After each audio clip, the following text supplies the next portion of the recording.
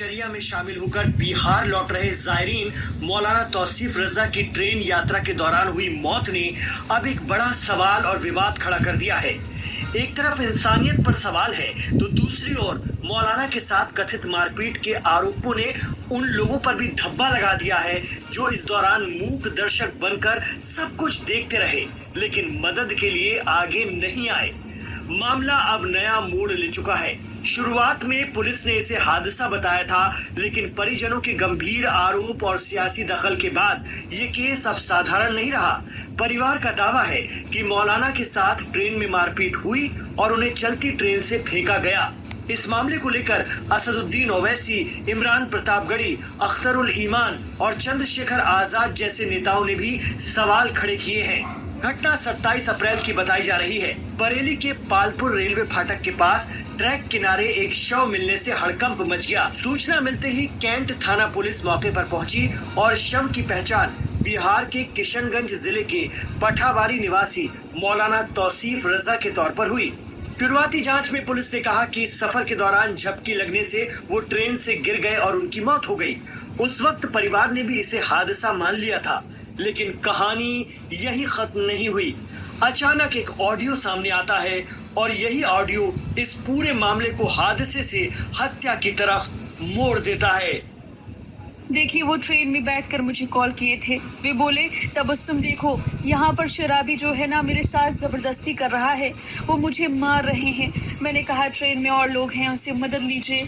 उन्होंने सबसे कहा कि मेरी मदद कीजिए। वीडियो कॉल में मैंने देखा कि उन्होंने मेरे हस्बैंड का कॉलर पकड़ रखा है, उन्हें थप्पड़ मार रहे थे, गेट की तरफ घसीट रहे थे। वे बार बार कह रहे थे मुझे जाने दो, मैं आलिम दीन हूँ, मदरसे में पढ़ाता हूँ, मैं चोर नहीं हूँ। लेकिन किसी ने मदद नहीं की। जिस तरह से उन्हें मारा गया उसे सजा जरूर मिलनी चाहिए।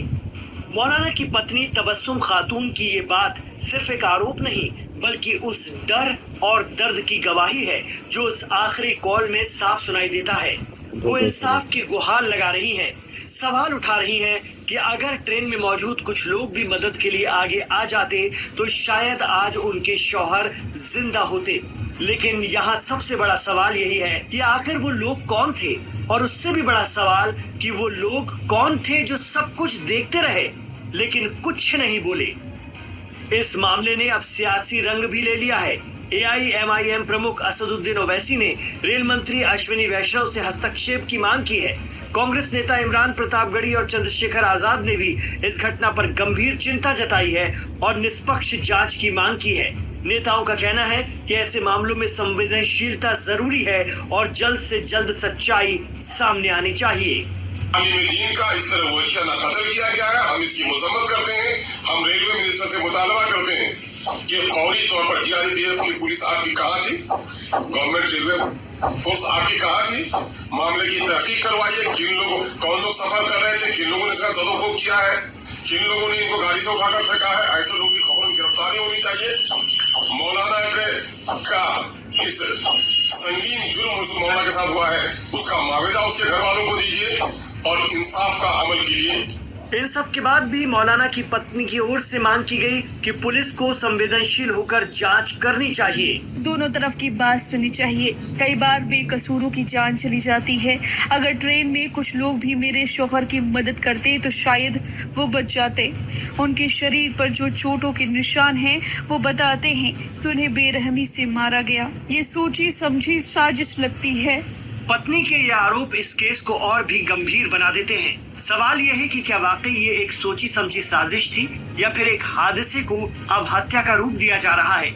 लेकिन जो भी सच हो, एक बात साफ है कि ट्रेन में सुरक्षा और इंसानियत दोनों पर सवाल खड़े हो गए हैं। ये पहला मामला नहीं है जब ट्रेन में किसी यात्री के साथ मारपीट या बदसलूकी की खबर सामने आई हो, लेकिन हर बार एक ही बात सामने आती है, लोग देखते हैं लेकिन बचाने नहीं आते।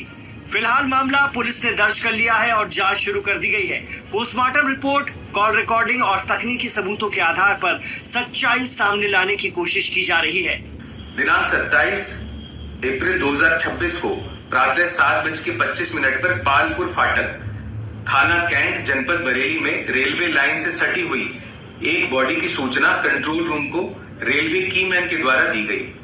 थाना पुलिस मौके पर पहुंची और बॉडी की शिनाख्त तौसीफ रजा सन ऑफ अबुल हुसैन।